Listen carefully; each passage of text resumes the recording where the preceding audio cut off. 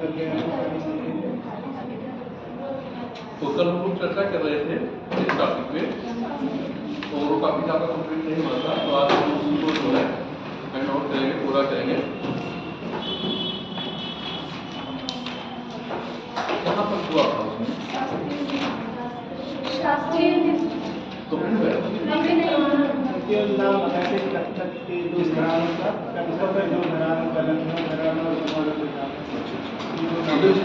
कोई कार्य कराए जाएंगे किसी प्रकार का या जो है उसका लोकगीत अच्छा लोकगीत भी तो करवाया था, बताया था। लोकगीत भी हो गया है, मेले हो गया है, उत्सव हो गया है। तो किसी को भी प्रकार की समस्या, किसी प्रकार की समस्या आगे बढ़ा जाए। घराना का मतलब है जैसे लखनऊ घराना, तो लखनऊ क्षेत्र से इसने उसका घराना नाम दिया और इसका कोई ऐसा कोई कारण नहीं है केवल घराना दिया। इससे पहले आप देखोगे प्राचीन काल में कि ये घराना वो संपन्न था, जैसे होगा राजघराना है ना, ये जमींदारों का घराना, ये जो है मुस्लिमों का घराना, ये जो है हिंदुओं का घराना। तो जैसे एक पारिवारिक प्रकार की परंपरा चलती थी, उसी परंपरा के अनुसार उसको घराना के रूप में क्या होता था, नाम दिया जाता था। तो जिस क्षेत्र विशेष से संबंधित थे, तो वहाँ के जितने लोग होंगे उससे संबंधित उनको किस घराने के अंदर कर दिया गया? अगर लखनऊ क्षेत्र से तो उनको क्या कर दिया गया? लखनऊ घराना। अगर बनारस से संबंधित है तो बनारस घराना, किराना से घराना से संबंधित है किराना घराना, इटावा घराना संबंधित है तो इटावा घराना। प्री में भी बताया, प्री क्लास में करा था, मैंने आपको प्री क्लास में करा था तो उसमें आपको बताया था, नहीं कराया, कराया जरूर होगा, जरूर करवाया। नाम बताया, नाम बताया नाम क्यों बताए थे? तो आपसे क्वेश्चन क्यों पूछता है, आपसे क्वेश्चन क्या पूछता है, किस घराने से संबंधित है। क्वेश्चन जो पूछता है कि किस घराने से ये संबंधित है। जैसे कथा का पूछेगा तो उसमें नाम पूछेगा, मैक्सिमम क्वेश्चन आपके नाम से पूछेंगे रिलेटेड, तो आपको उन्हीं चीजों को देखना है। और मेंस उससे तो सवाल ही लगता है इस टाइप क्वेश्चन आपको तब मेंस में तो इस टाइप क्वेश्चन का जो पूछा जाना ही असंभव है। उसमें तो केवल ये पूछेगा कि अगर दूसरा शास्त्र कितने घराने उससे रिलेट, और जो रिलेट होंगे बस उन्हीं के विषय में हमें क्या करना है, चर्चा करनी है। बाकी हमसे बहुत ज्यादा नहीं, क्योंकि जो है उनके आधार पर और शास्त्रीय है तो उस मानक के अनुसार जो चीजें होगी। जैसे लोकगीत है तो क्षेत्र विशेष से हो जाता था, है ना, तो उस क्षेत्र विशेष की चीजों को देखा। लेकिन यहाँ क्या है, यहाँ क्षेत्र विशेष पे तो देखा जाएगी, शास्त्रीय प्रतिमान से देखा जाएगा। ये चीज ध्यान रखिए, क्योंकि यहाँ सब जैसे होता है क्लासिकल, तो यहाँ शास्त्रीय के आधार पे आपको देखना होगा। तो इसे कराना है।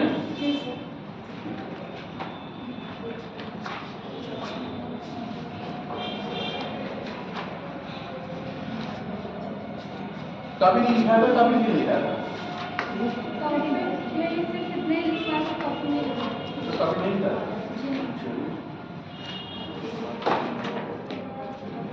उत्तर प्रदेश के शास्त्रीय, उत्तर प्रदेश के शास्त्रीय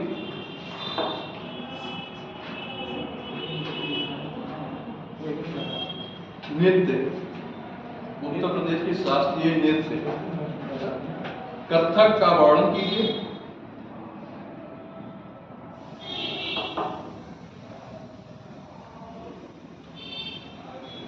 उससे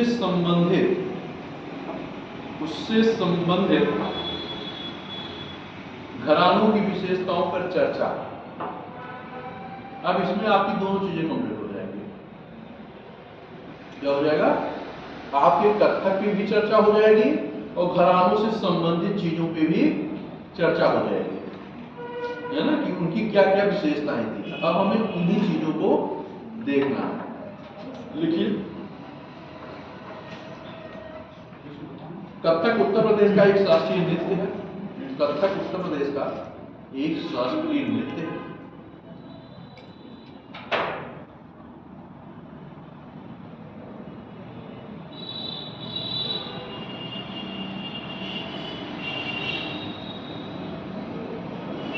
कथक शब्द का अर्थ है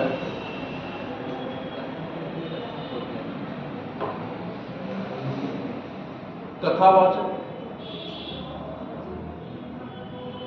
कथावाचक,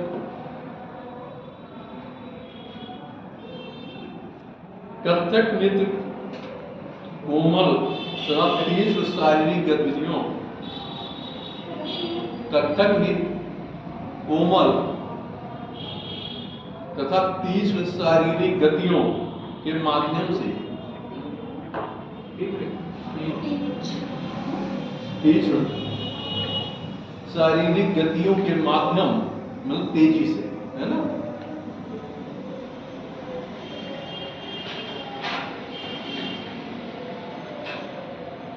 वर्णन करने की कला है, वर्णन करने की कला है।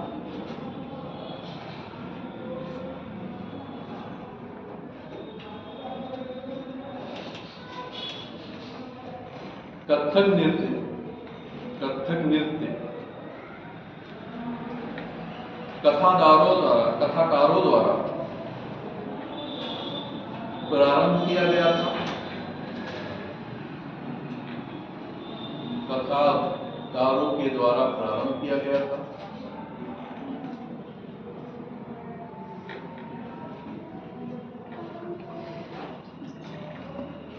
कथाकार अथवा कहानीकार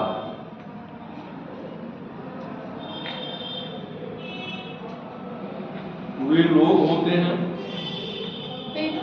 वे लोग होते हैं, और जो लिखा है थोड़ा रेफरेंस पॉइंट में आप, है ना, वे लोग होते हैं जो व्यापक पैमाने पर, व्यापक मतलब बड़े पैमाने पर, व्यापक पैमाने पर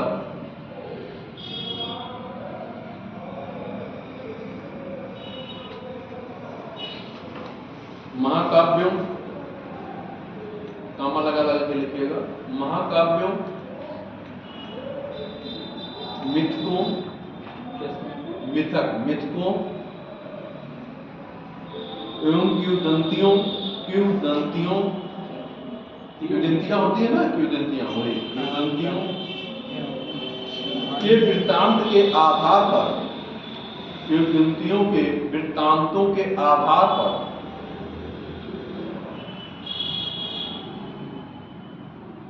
कहानियां सुनाते हैं।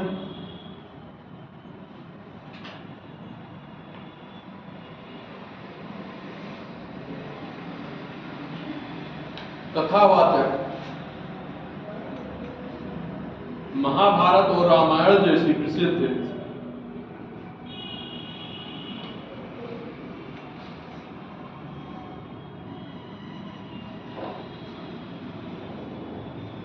महाभारत और रामायण जैसी प्रसिद्ध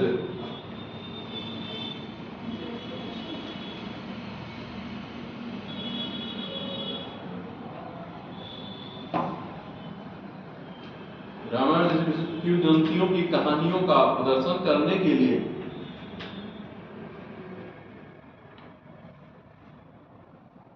एक मंदिर से दूसरी मंदिर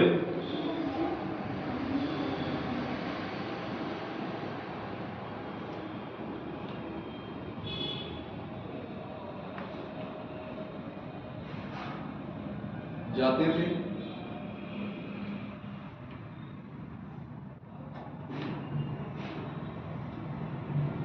जैसे ही वाद्य बजने लगते थे, जैसे ही वाद्य बजने लगते थे,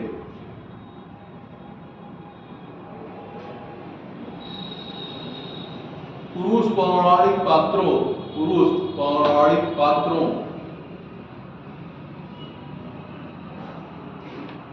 की नकल करते हुए, पौराणिक पात्रों की नकल करते हुए एक स्वर में नृत्य करते थे, एक स्वर में नृत्य करते थे।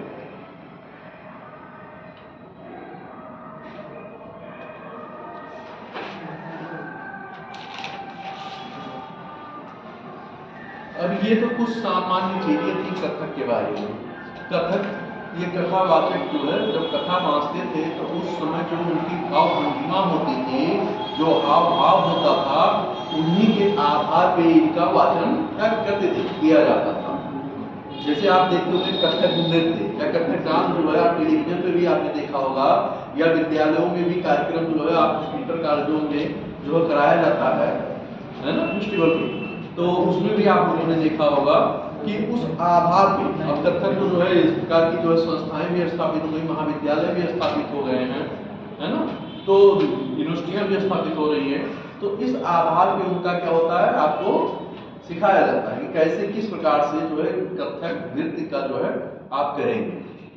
मतलब है जैसे बहुत सारे क्षेत्रों में बहुत सारे नृत्य हैं, तो सभी चीजों को कराया जाता है, तो उस आधार पे आपको चीजों को करना। लेकिन इसमें क्या है कि कथा वाँचते हुए जो उनके हाथ का या जो शरीर का जो सारी चीजें गतिविधियां वो कर रहे हैं, उसी के आधार पर इसको जो है कथक नाम दिया। कथक का मतलब कथा है ना, इसीलिए मैंने लिखा है कथावाचक, कथा वाचने वाले, है ना, इसीलिए मैंने लिखा भी दिया है कि कथावाचक। तो प्री भी जब मैं पढ़ा रहा था उस समय भी आपको बताया, 3 क्लास जब मैंने कराई थी उस समय भी इन चीजों को मैंने बताया था, क्योंकि शास्त्रीय संगीत था। तो सवाल ही नहीं उठता कि कथक को हम छोड़ दें, हम बताएंगे, है ना, बताया जरूर है, बताया ना, लेकिन चलिए दोबारा भी बता रहे हैं। तो अब इसका विकास कैसे हुआ, इसके विकास में भी कुछ लिख लीजिए।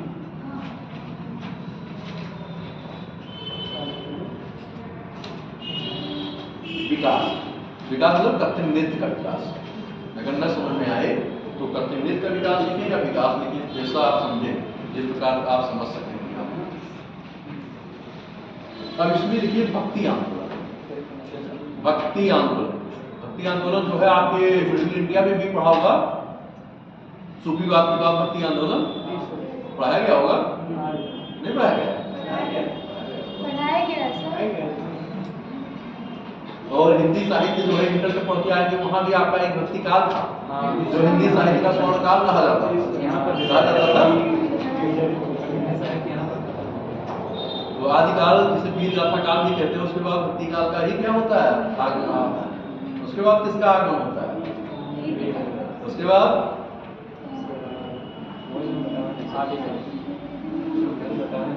जगतवाद, वियोगवाद, द्विवेदी योग, ये सारे नहीं थे, ये नई कविता। तो ये सारी चीजें जो हैं आप लोग पढ़ते भी आए, लेकिन उसी को अब भक्ति काल, भक्ति आंदोलन से इनको क्या प्रेरणा मिली? क्योंकि ये संगीत क्या है, मंदिर में जाते हुए कर रहे हैं, तो कहीं न कहीं उनके अंदर भक्ति का भाव आया होगा, तभी तो ऐसा हुआ, नहीं क्यों होता? तो इसीलिए भक्ति से प्रेरणा इन लोगों को मिली, तो मिली, तो उसके विषय में किस प्रकार से कर्म विकास हो रहा है, अब उस विकास को हम लोग देखें।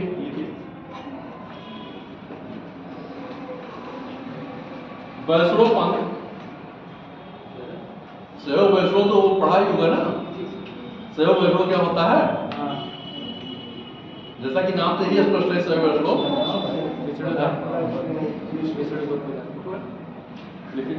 वैष्णव पंथ जिसने 15वीं शताब्दी, वैष्णव पंथ जिसने 15वीं शताब्दी में उत्तर भारत को प्रभावित किया,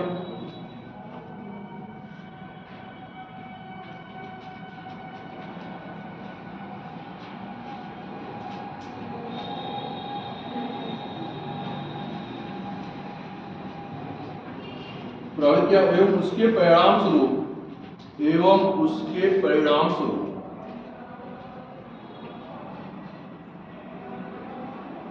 भक्ति आंदोलन ने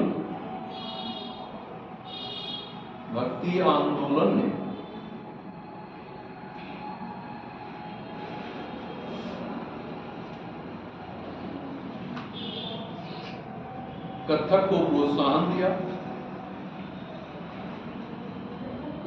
कथक को प्रोत्साहन देने के लिए गीत एवं संगीत रूपों में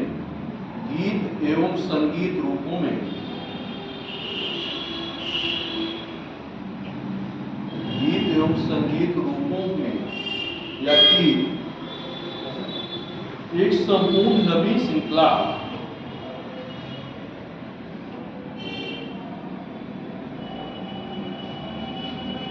में योगदान दिया?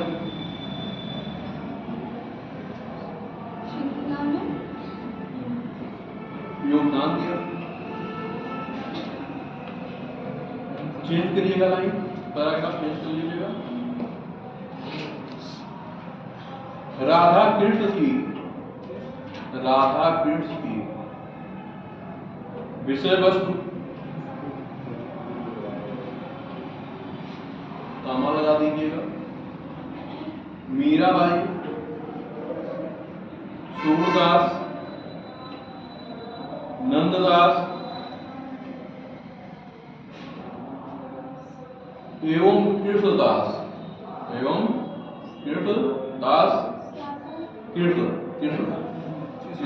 कृष्णदास की रचनाओं के साथ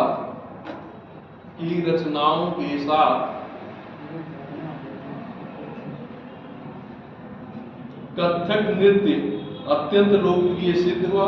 कथक नृत्य अत्यंत लोकप्रिय सिद्ध हुआ।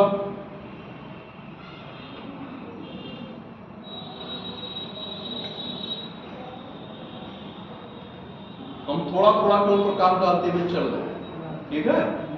क्योंकि आपके पास ना तो इतना स्पेस होगा कि हम बहुत डिटेल में क्वेश्चन खास में अपने लिख पाए या कर पाए। बस मुझे केवल क्या है, एक रिफ्रेश फॉर्म में देते हुए अपने क्वेश्चन को क्या करना है, कंप्लीट करना है।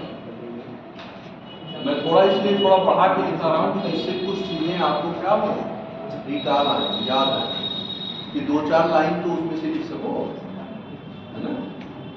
अब लिखिए मुगल प्रभाव, मतलब मुगल काल में क्या प्रभाव पड़ा।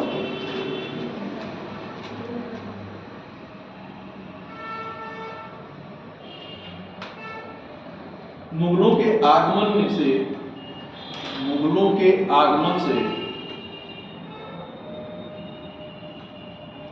इस नृत्य शैली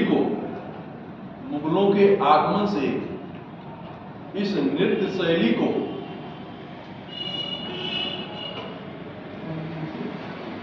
एक नई गति प्राप्त हुई।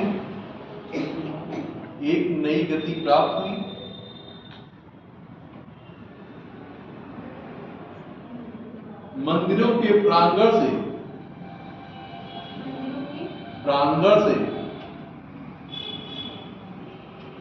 राजमहल के दरबार में पारगमन हुआ।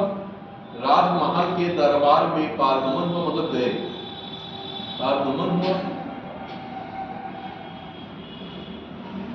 जिसके कारण प्रस्तुतिकरण में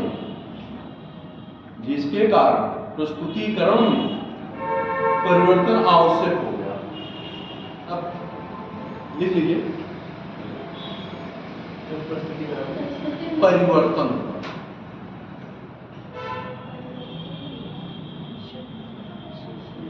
अब परिवर्तन आवश्यक रूप से होगा, है ना? चाहे ब्रैकेट में आवश्यक भी डाल दीजिएगा कि आवश्यक रूप से परिवर्तन हुआ या आवश्यक जो है। अब देखिए, अगर जब मंदिर से और राज दरबार में जाए तो राज दरबार की विषय वस्तु क्या होगी, अलग होगी। मंदिर में क्या होगा, भक्ति भाव का होगा, और राज दरबार में क्या है, राजा को खुश करने के लिए जो करना है, तो उसके अनुसार उसमें क्या होगा, परिवर्तन होगा ना उसके मूल भाव में। तो वही चीज यहाँ आपको दिखाना है कि मंदिर की परंपरा में क्या होता है और राज दरबार की परंपरा में क्या होता है, विषय वस्तु बदल जाती है और उसी के अनुसार वहां चीजें गाई जाएंगी, कही जाएंगी आपके गीत संगीत के माध्यम से। जब हमारा विषय ही बदल गया, विषय वस्तु ही बदल गई, तो चीजें बदल जाएंगी, स्वाभाविक है। भक्ति के स्थान पे क्या होगा, राज दरबार की खुशियों से, राज दरबार के शासकों के गुणगान से, इन सारी चीजों की क्या होगी, उसमें शामिल किया जाएगा। नहीं बादशाह आपको क्यों रखेगा, गाय को क्यों रखेगा, नहीं रखेगा। वो क्रोधित होगा तो क्या करेगा, दंड भी दे देगा। भाई दरबारी कभी यही तो करते हैं, राजा की कमियों को छुपाएंगे और राजा की क्या करेंगे, गुणगान गाएंगे। जो प्रशस्तिकार जो लेखक होते हैं वो क्या करते हैं, अपने शासक की कमियों को नहीं सुनेंगे और राजा की सारी चीजों को क्या अच्छा ही अच्छा बताएंगे। ये समुद्र की प्रयाग प्रशस्ति है। हर्ष ने आपने देखा कि बाण भट्ट ने कादम्बरी और जो है कितनी रचना की है, तो उसमें उसने क्या लिखा? जब होयनसांग आया उसके समय में, तो उस समय क्या हुआ कि इसने बड़े शब्दों के साथ, अलंकारिक शब्दों के पास हर्ष की बुराई भी कर रहा है, कमियों गिना भी रहा है, लेकिन उस पे शब्दों का क्या कर रहा है? पर्दा डाल दे। तो ये लेखक की विशेषता, ये क्या है? लेखक की विशेषता है। अब अगर इस रूप में करता तो क्या होगा? बादशाह या जो शासक क्या होगा? नाराज हो जाएगा, और नाराज हो जाएगा तो क्या करेगा? दंडित करेगा। तो आलोचना भी करनी है, लेकिन इस रूप में करनी है कि शासक को बुरा। तो यहाँ क्या होगा? कैसे करोगे? अपने शब्दों के माध्यम जो शब्द कोश होंगे उन्हीं के आधार पर तो करोगे। जैसे कबीरदास जी ने कहा कि जो कबीरदास जी क्या थे? बड़े अक्षर प्रयुक्त के, बड़े उस टाइप के, चाहे जो होता था कह देते थे। इसी प्रकार के तो थे, किसी प्रकार की बंधन बाधा को नहीं, इसी रूप में थे।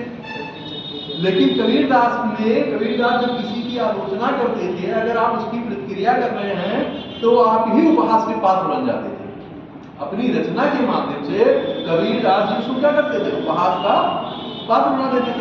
इसलिए लोग क्या करें? उनकी आलोचना को सुन करके ही क्या करते थे? शांत रहते थे कि नहीं तो अभी तो कम उखड़ी है बखिया, अभी और उखड़ेगी, अभी कम उपहास हुआ है, अभी कम लोग जान रहे हैं, क्या हो जाएगा? ज्यादा लोग जान जाएंगे। तो इस आधार पे क्या है कि वहां लोग सुन रहे हैं, किलमिला रहे हैं, मन ही मन गुस्सा भी आ रहा है, लेकिन फिर कभी न कभी मुस्कुरा भी है। चीजें क्या है कि जब आपके क्षमता से बाहर हो जाते हैं, आप विवश हो जाते हो, नहीं कर सकते, तो क्या करोगे? जब आपके हाथ में चीजें नहीं होंगी तो आप क्या करोगे? चाहे जितना परेशान हो जाए, लेकिन एक स्थिति के बाद आप क्या करोगे? सोचोगे कि नहीं, वो हमारी क्राइटेरिया के, हमारे सीमा के बाहर था, वो हमारे अधिकार क्षेत्र में नहीं है, इसलिए हम नहीं कर सकते। संतोष ही करना क्या है? बेहतर अपने मन को समझाओ, नहीं करोगे तो परेशान होगे, और परेशानी किसी समस्या का निदान नहीं, वो बेवजह की परेशानी है, ये कोई वजह नहीं है, बेवजह की परेशानी। आगे वाजिद अली शाह का संरक्षण। वाजिद अली शाह अवध का नवाब जो था, पढ़े हो ना आप लोग? वाजिद अली शाह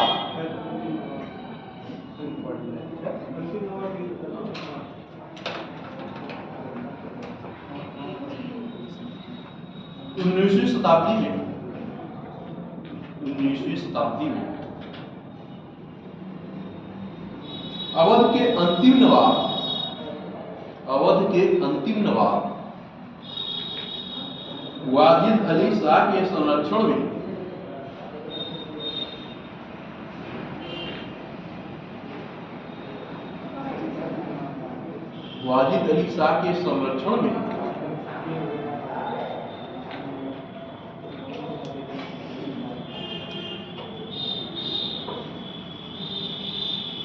कथक को स्वर्ण युग कहा जाता था।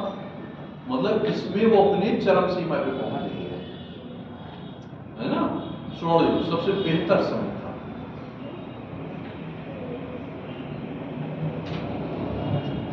उन्होंने भाव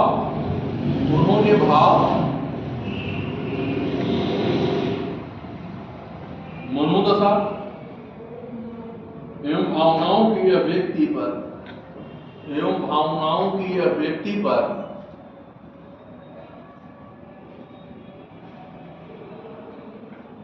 अपने सशक्त उच्चारण के साथ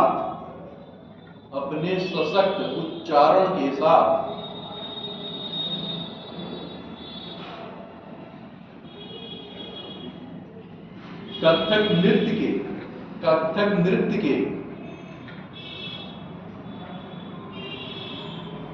लखनऊ घराने की स्थापना की। कथक नृत्य के लखनऊ घराने की स्थापना की।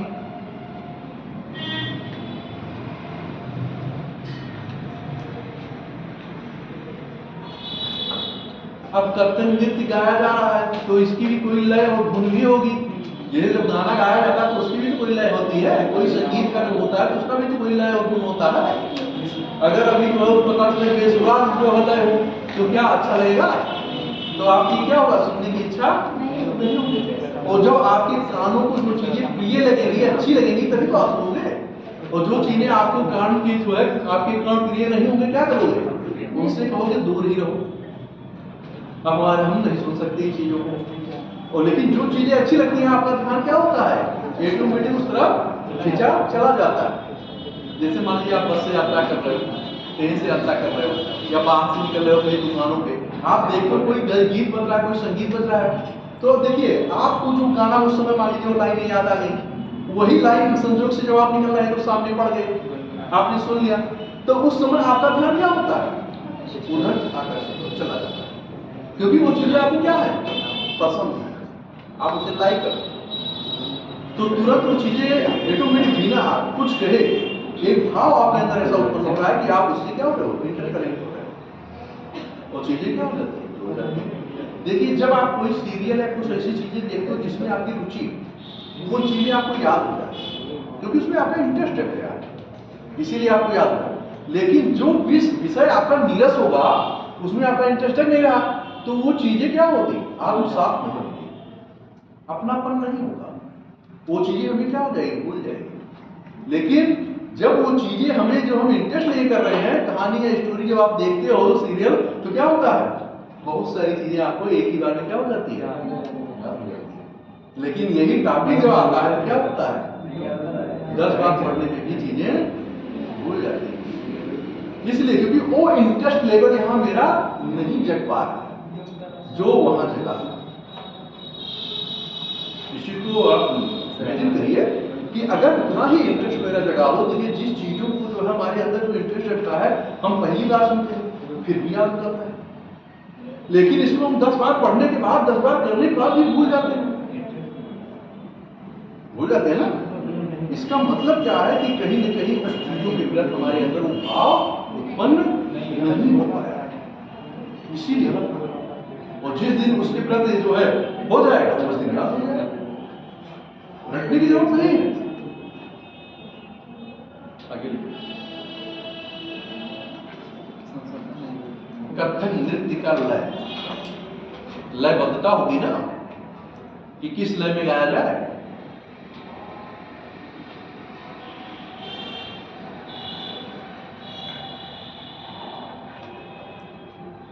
कथक नृत्य में शरीर का वजन, कथक नृत्य में शरीर का वजन समान रूप से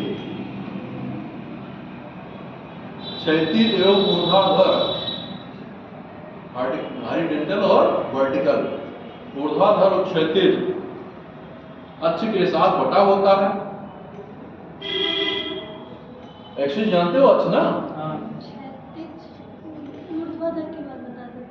क्षैतिज ऊर्ध्वाधर लिखा, क्षैतिज एवं ऊर्ध्वाधर अक्ष के साथ बटा होता है, लिख लिया। पैरों का पूर्ण संपर्क, पैरों का पूर्ण संपर्क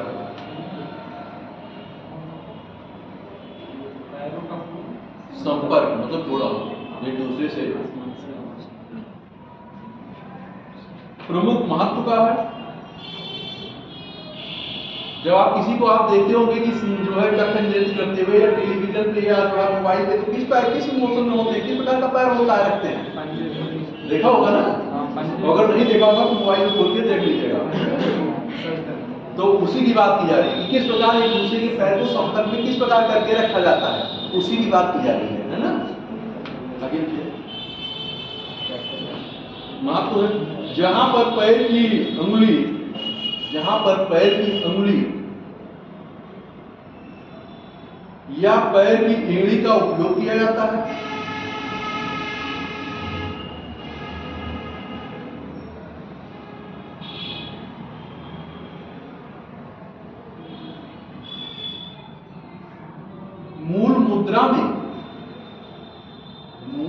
मुद्रा में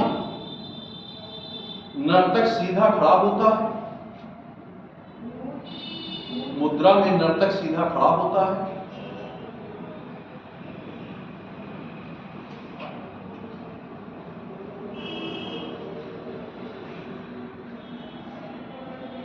एक हाथ को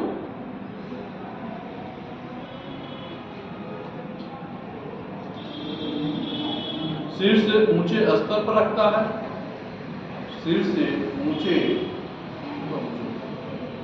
स्तर पर रखता है, और दूसरा हाथ कंधे के स्तर पर फैला हुआ होता है। हाँ, मतलब कि ऊंचाई पे ऐसे उठाएगा, देखा होगा, अगर करते हुए तो देखा होगा। जब आप वीडियो देखोगे उसका तो आपको पता चला है कि किस प्रकार से वो सर के ऊपर कैसे उठा रहा है, उठाता है ना, तो वही उसी की बात की जा रही है। दूसरा हाथ कंधे के स्तर पर, मतलब यहाँ कंधे पे आपके कंधे के स्तर पर फैला हुआ होता है। देखा होगा कि कैसे किस प्रकार से ऐसे फैला के करते हैं, लिख लिया। अब कथक नृत्य घराने कि कौन कौन से गाने हैं, कुछ उसकी भी चर्चा कर लेंगे। जो 2-3 घराने महत्वपूर्ण हैं, हो सकता है ऐसा ही कि और क्वेश्चन पूछ सकता है कि कथक नृत्य से संबंधित महत्वपूर्ण घरानों का वर्णन कीजिए, ऐसा भी क्वेश्चन बन सकता है ना, या विवेचन कीजिए, या कथक नृत्य के घरानों का वर्णन कीजिए तथा उनकी विशेषताओं को लिखिए, या उनकी विशेषताओं को बताइए। बात एक ही है, चाहे विशेषताओं पूछ ले चाहे विशेषताएं पूछ ले, ये चीज ध्यान रखिएगा। कथक एक शास्त्रीय नृत्य शैली है, कथक एक शास्त्रीय नृत्य शैली है जिसे तीन प्रमुख घरानों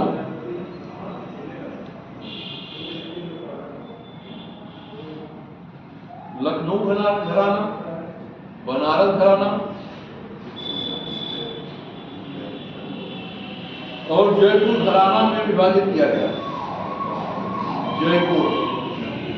जयपुर सिटी है ना,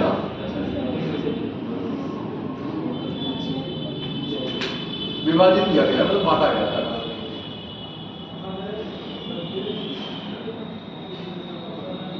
इन घरानों के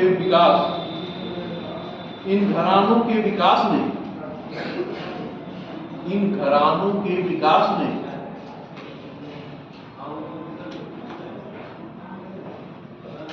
नृत्य परंपरा की व्यापक लोकप्रियता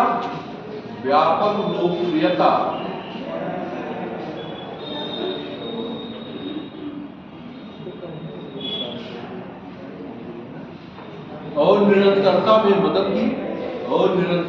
मदद की, मतलब लगातार निरंतरता बनाए रखना मदद की। अब आप एक घराने को लेते हैं, क्योंकि 3 घराने इंपॉर्टेंट है, और उसका आप लखनऊ घराना लिखिए। लखनऊ घराना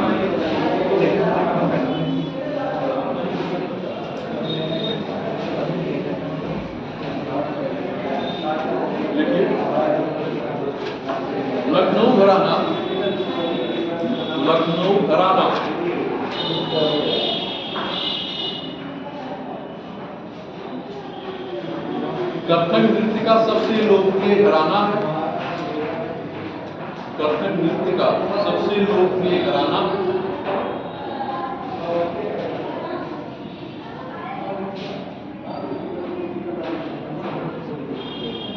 इस घराने की विशेषता है कि नर्तक कहानी को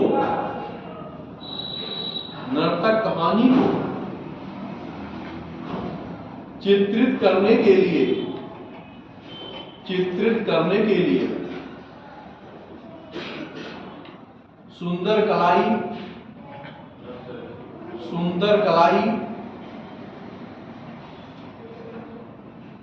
और आंख की गति का उपयोग करते हैं।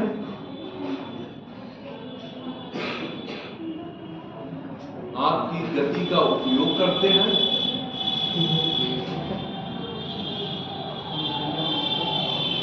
पंडित ईश्वरी प्रसाद और पंडित बिरजू महाराज का संबंध, ईश्वरी प्रसाद, ईश्वर है ना तो रपरोड़ी माता लगा दीजिए, ईश्वरी प्रसाद और पंडित बिरजू महाराज का संबंध लखनऊ घराने से। अब लखनऊ घराने से केवल जो है बिरजू महाराज नहीं है, लच्छू महाराज, अच्छन महाराज, ये सारे लोग थे। मैंने फ्री जब बजारा था बताया था बहुत सारे लोग है ना। यहाँ तो मुझे एक दो एग्जाम्पल की जरूरत है, 2-3 नाम लिख दीजिए, बहुत है।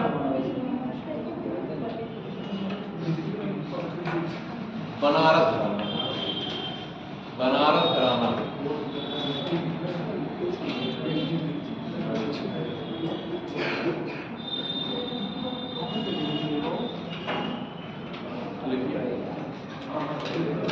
घराना, बनारस घराना गंगा नदी के तट पर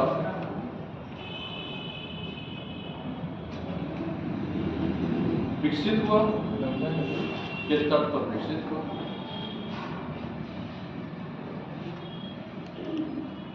प्रसिद्ध नर्तक जानकी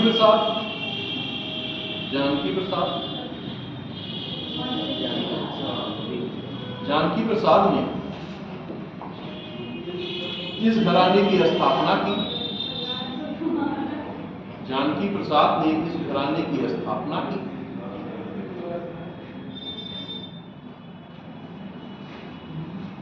इसमें गीत तथा जटिल फुटवर्क मतलब पैर का कार्य, फुटवर्क पर विशेष ध्यान दिया जाता है। मतलब पैरों के कार्यों पर विशेष ध्यान दिया जाता है।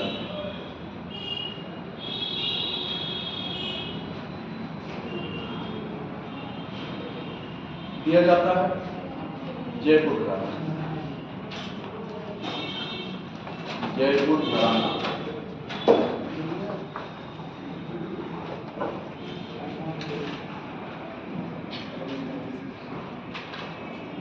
लिखिए, जयपुर घराना कुछ हद तक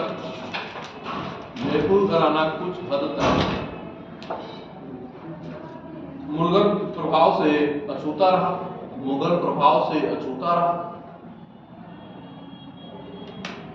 इसलिए यह घराना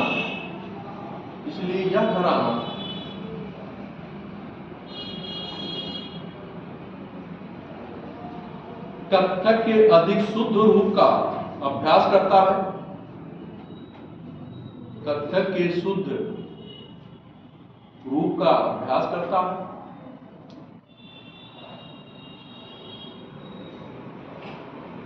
इस घराने की स्थापना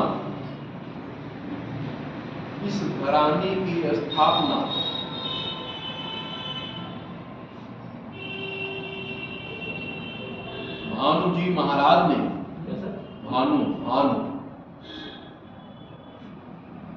भानुजी महाराज ने की थी। जयपुर घराना, ये नीचे की लाइन भी इंपॉर्टेंट है, उसमें भी नीचे की लाइन इंपॉर्टेंट थी। थोड़ा डिफरेंस हो रहा है, डिफरेंस को पकड़िएगा और उसको जरूर लिखिएगा, है ना। तो ये नीचे की लाइन लिखिएगा। जयपुर घराना बड़ी ऊर्जा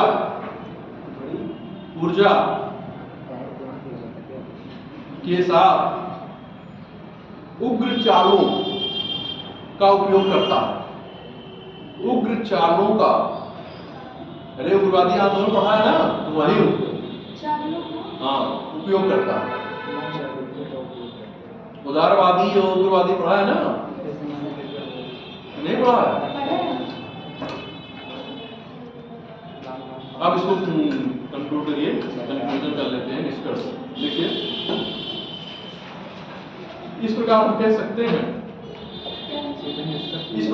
सकते हैं कि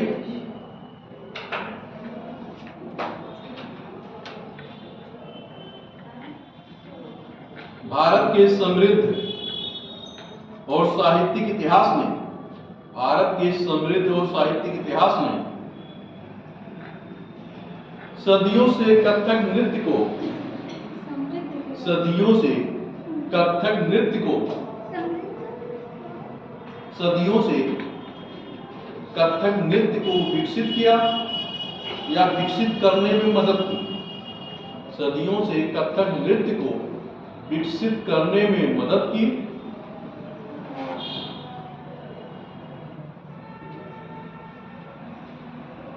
वर्तमान में कथक नृत्य, वर्तमान में कथक नृत्य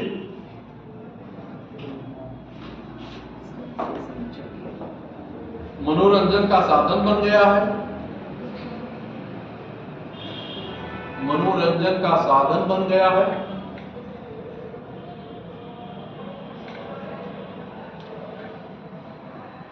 लेकिन प्राचीन काल में यह, लेकिन प्राचीन काल में यह पूजा की रस्म हुआ करती थी।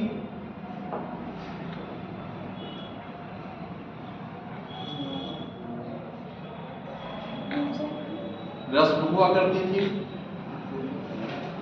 रस्म हुआ करती थी। कथक नृत्य की, कथक नृत्य की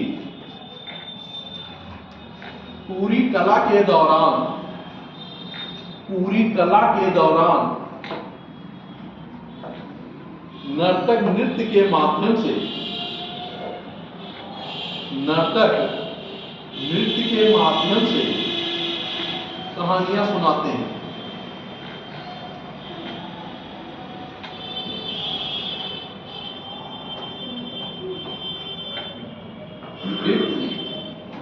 तो ये आपका जो है कथक से संबंधित चीजें थी।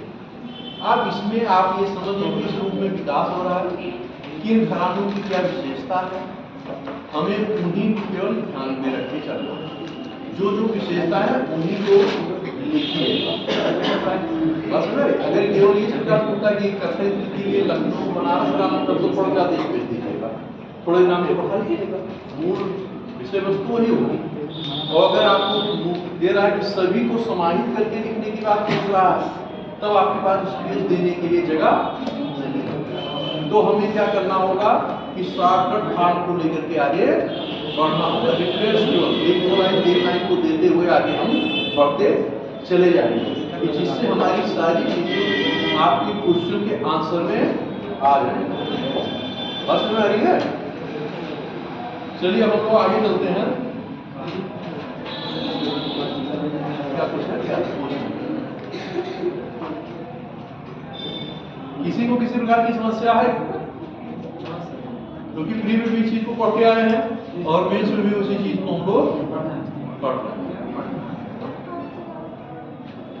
अब हम लोग ये जैसे आप घराने की बात कर रहे हैं, कुछ महत्वपूर्ण घराने नोट कर लीजिए।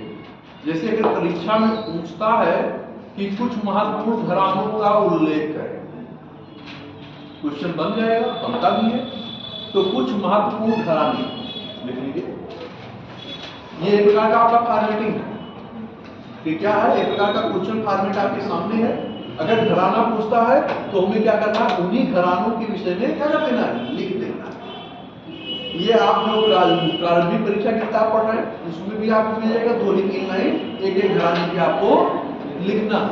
इससे ज्यादा स्पेस ही आपके पास नहीं है क्वेश्चन में लिखने का। अगर आप लिखोगे तो आपका दूसरा छूट जाएगा। तो बस हमें 3-4 लाइन ही एक एक घराने पे लिख करके पढ़ लेना। 3-4 नामों का उल्लेख कर दीजिएगा। हर घराने से 3-4 नाम आप लोग याद करें, सभी को नहीं, बस 3-4 नाम जो आपको आसान है। और थोड़ा अगर चर्चित नाम याद हो जाए तो और बेहतर है। जैसे कथक में लक्ष्मण महाराज, अक्षय महाराज, इन लोगों का नाम याद कर लीजिए, याद है, बहुत आसान से। तो कुछ ऐसे चर्चित नाम जो है हर घरानों से आप लोग याद करिए 2-4। और अगर आपके पास 3-4 नाम याद हैं तो आपका आधा क्वेश्चन तो ऐसे कंप्लीट है। और बस उसकी एक महत्वपूर्ण विशेषता पकड़ लीजिए कि जो तीनों हर में क्या कर रहा है, अंतर को स्पष्ट कर रहा है। उसके मूल भाव को ऊपर दीजिए और उसके बाद हर घरानों के मूल चीजें जो घरानों की विशेषता को दिखा रहा है उसको आप लिखिए और 2 3 4 नाम एग्जाम्पल के रूप में उदाहरण भी कर दीजिए। बस आपका आंसर पूरा क्या हो गया। और जो पूछना भी चाह रहे हैं आपने उसको अच्छी तरह से किया है। एग्जाम्पल इसीलिए दिए जाते हैं कि जिससे मैं पुष्टि कर रहा हूं, मतलब कि मैं उसकी वेरीफाई भी कर रहा हूं कि हाँ ये इस घराने से क्या है संबंधित है। नहीं लिखेंगे तो मार्क्स कम मिलेंगे। तो लिखिए लखनऊ घराना, बनारस घराना, इटावा घराना, लखनऊ बनारस इटावा,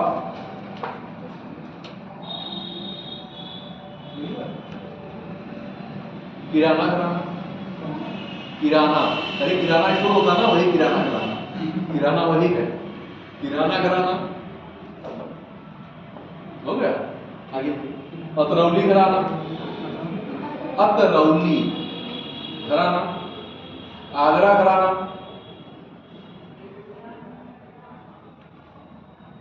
अलीगढ़ घराना, सहारनपुर घराना। कितने हो गए? 7-8 तो हो गए होंगे। बस इतने ही महात्मा को याद रखिएगा। इन्हीं में से 2-2 चर्चा याद कर लीजिए। बहुत ज्यादा इधर जाने की जरूरत नहीं है, बस इन्हीं सारी चीजों को करके कर लीजिएगा।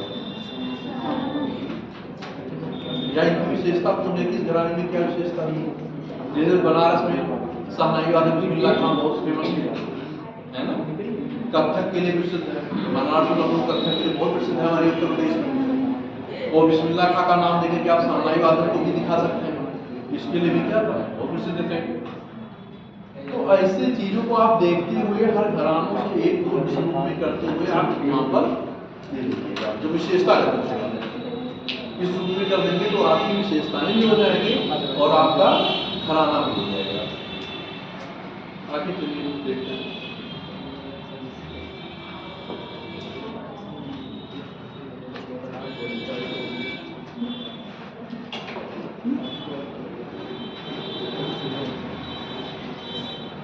भाषा एवं साहित्य की बात हम लोग कर रहे थे। तो कल जो है भाषा पे हमने बताया भी था कि भाषा क्या होती है, बोली क्या होती है, दोनों में डिफरेंट क्या है, अंतर क्या है। और आपके प्रदेश की भी भाषा है, हर प्रदेश ने अपनी अपनी भाषा बनाई है, हर देश की अपनी भाषा होती है। जैसे भारत की भी भाषा है, स्टेट की तो स्टेट की हम चर्चा कर रहे हैं, उत्तर प्रदेश की चर्चा कर रहे हैं तो हमारे उत्तर प्रदेश की भी भाषा है। और हमने आपको प्रारंभिक परीक्षा और कल भी इस चीज को बताया था कि उत्तर प्रदेश की भाषा 1962 में हिंदी को क्या किया गया, राजकीय कार्यालयों में। और उसके बाद 1989 में आपने देखा था कि उर्दू को द्वितीय भाषा के रूप में हम लोगों ने क्या किया। तो कहने का मतलब कि 2 भाषाएं हमारे देश में क्या है, एक मान्यता प्राप्त के रूप में स्थापित। जैसे और भी भाषाएं हैं, ऐसा नहीं कि और भाषाएं हमारे प्रदेश में नहीं चल रही है, नहीं बोली जा रही है, लेकिन कानूनी प्रावधानों के अनुसार जो कार्यवाही हो रही है वो मैक्सिमम क्या हो रही है, आपके इन्हीं भाषाओं में मैक्सिमम या पूरी रूप से इन्हीं भाषाओं में क्या है किया जा रहा है ना। बाकी तो बहुत सारे क्षेत्रों में बहुत सारी भाषा है। जैसे आप देखेंगे बोली में आएंगे तो बोली में आप देखेंगे कि ब्रज बोली है, अवधी है ना, खड़ी बोली है। तो अब कल मैंने आपको ये बताया था कि बोलियां क्षेत्र विशेष से संबंधित होती है और भाषा का एक व्यापक दृश्य होता है। और भाषा के विघटन से क्या होती है, बोलियां होती हैं, और बोलियों के संगठन से क्या होता है, भाषा का निर्माण होता है। कल मैंने आपको ये भी चर्चा की थी कि इनका क्रमिक रूप से विकास कैसे हुआ। जैसे आप जो है जब हिंदी साहित्य का इतिहास जब आप पढ़ रहे थे, आदिकाल, वीर गाथा काल, मुक्ति काल, तो उस समय भी इन चीजों को आप पढ़ के वहां से आए, पढ़ के आए हैं ना। तो उन्हीं भाषा का जो रूप होगा वो यहाँ भी वही होगा, ऐसा नहीं कि बदल जाएगा, क्योंकि उद्भव तो वहीं से होगी, ओरिजिन तो वही होगा, तो चेंजेस नहीं आएंगे। उसी प्रकार का क्रमिक विकास यहाँ भी दिखेगा। तो क्रमिक विकास किस रूप में दिखेगा, कल मैंने आपको पूरा बताया था, याद करिए, बताइए कि किस प्रकार से कैसे कैसे विकसित हो रही है। थोड़ा अपने दिमाग पे प्रेशर डालिए, 1 मिनट सोचिए, 1 मिनट टाइम आपको दे रहे हैं, सोचिए और सोच के बताइए कल मैंने बताया था तो उसमें किस किस प्रकार से विकास हो रहा है। सोचिए, ऐसा नहीं कि आप जानते हैं, बस ये है कि आप उस चीज को ये नहीं समझ पा रहे होंगे शायद यही सब है, लेकिन आप जानते हैं। सोचिए 1 मिनट जो है थोड़ा अपने ब्रेन पे प्रेशर दीजिए। हो सकता है कि कार्य हो जाए, नहीं होगा तो हम तो बताएंगे, हम तो बताएंगे कि कैसे विकसित हो रही है, कैसे क्या हो रहा है, वो कुछ चीज हम बताएंगे यार। सोच लीजिए, आप लोग आराम से सोचिए 1 मिनट, उसके बाद आंसर दीजिए। कम से कम 1-2 तो बताओगे।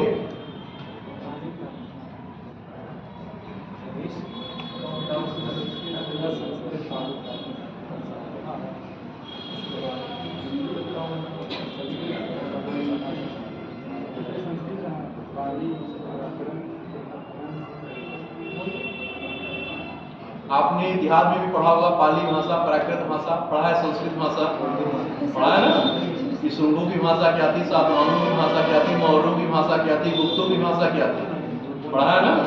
सभी उसी प्रकार से किस धर्म से कौन किससे संबंधित था, उसके उनके राजकीय चिन्ह भी थे, है कि नहीं थे?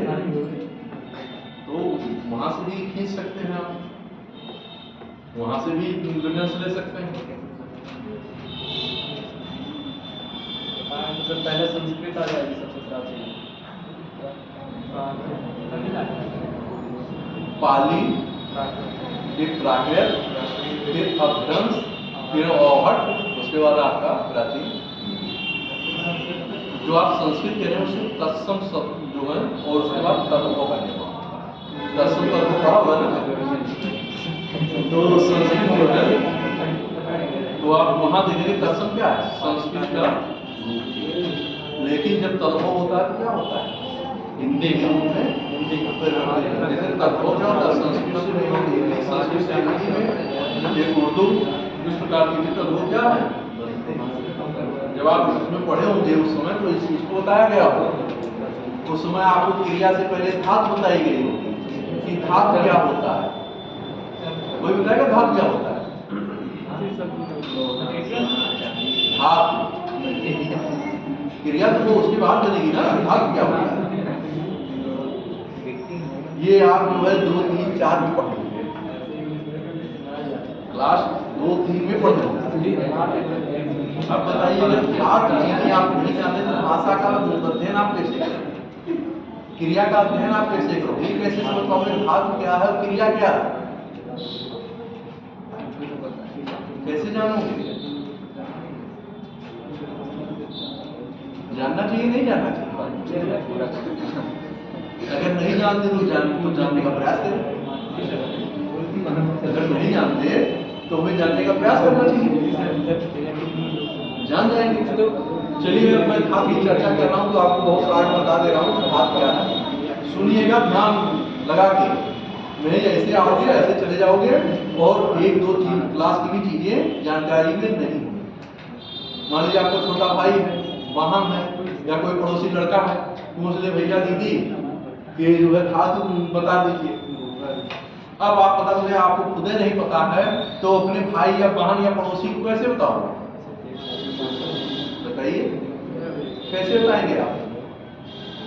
तो वहां तो आप कोई ना कोई बहाना ढूंढोगे, उसके सामने ये नहीं कहोगे मुझे नहीं आता, लेकिन कोई ना कोई बहाना आप क्या करोगे, ढूंढ करके निकलने का प्रयास करोगे कि चलो निकलते हैं।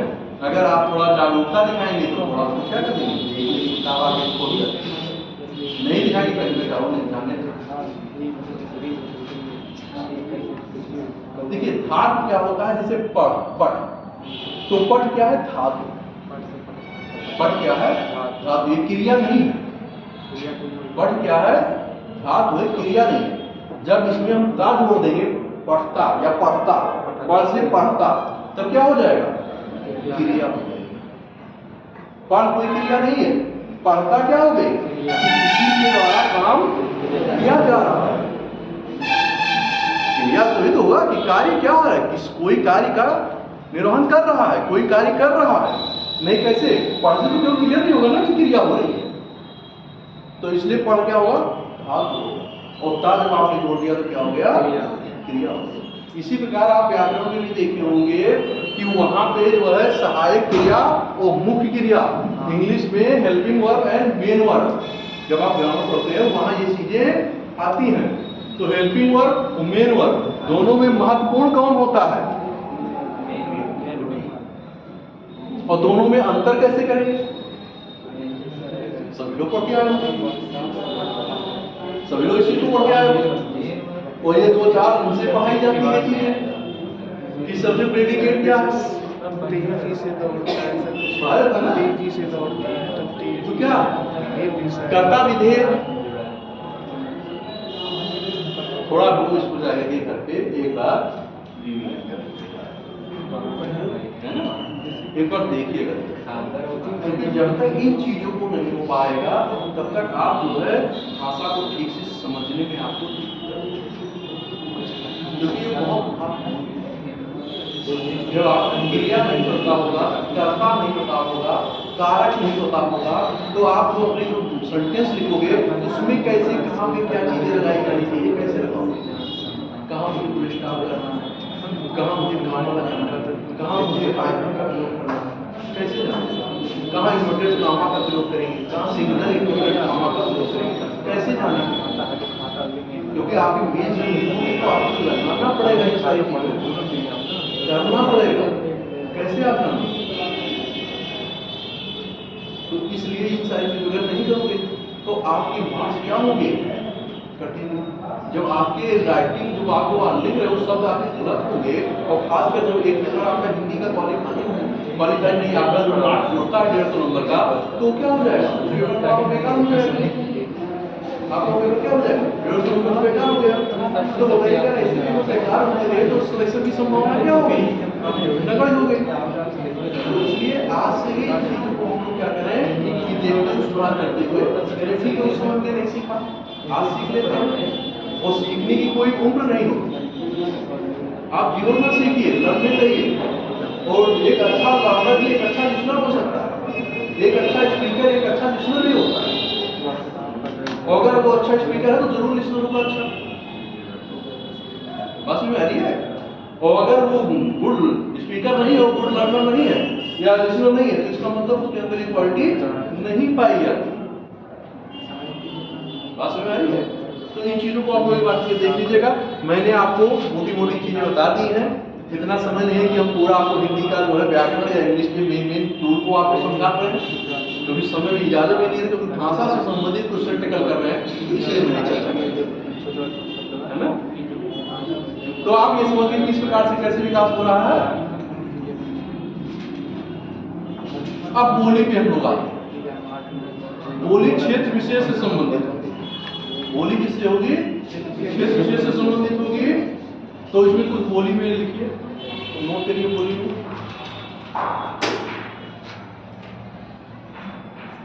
उत्तर प्रदेश की बोलियां,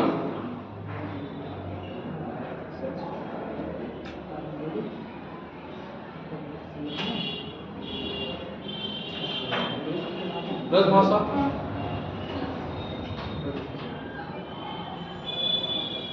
ब्रजभाषा, अवधी,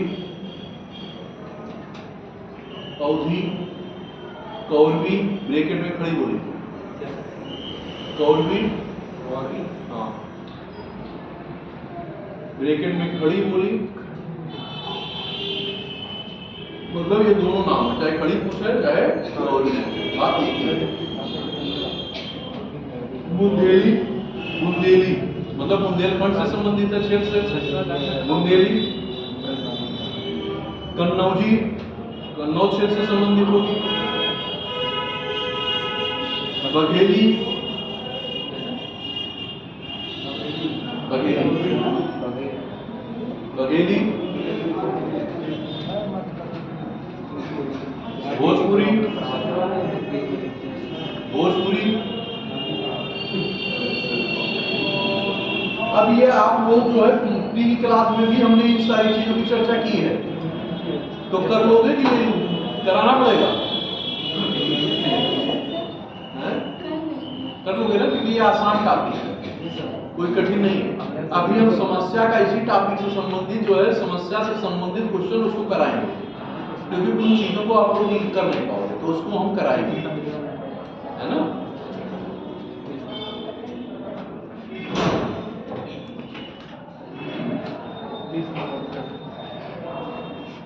बाकी आपकी प्रथाएं क्या क्या प्रथा चलती है, आप लोग प्रथा की भी हम लोगों ने चर्चा की है, प्रथा वही होगी। अब हम लोग आते हैं उत्तर प्रदेश की विविध समस्याएं, ये इम्पोर्टेंट है और इस पे थोड़ा ध्यान दीजिए। उत्तर प्रदेश की विविध समस्याएं,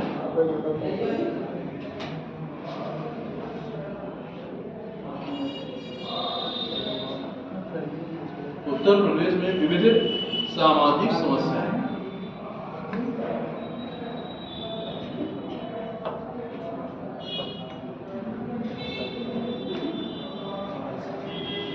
अब पहले हम ये जानेंगे कि समस्याएं क्या क्या चीजें हो सकती है समाज में। भाई सामाजिक समस्या की बात की जा रही है तो समाज के जो तत्व होते हैं उन्हीं से संबंधित समस्याएं होंगी।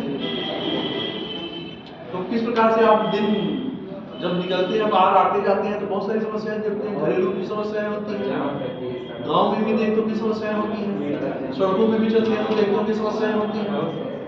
मतलब कहीं आप जो है समस्याओं को जो देख रहे हैं वही तो समाज में आएगा, तो कहीं अलग से आएगा वही तो।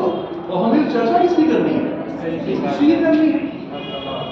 तो बताइए कि इसमें कुछ समस्या बताइए आपको।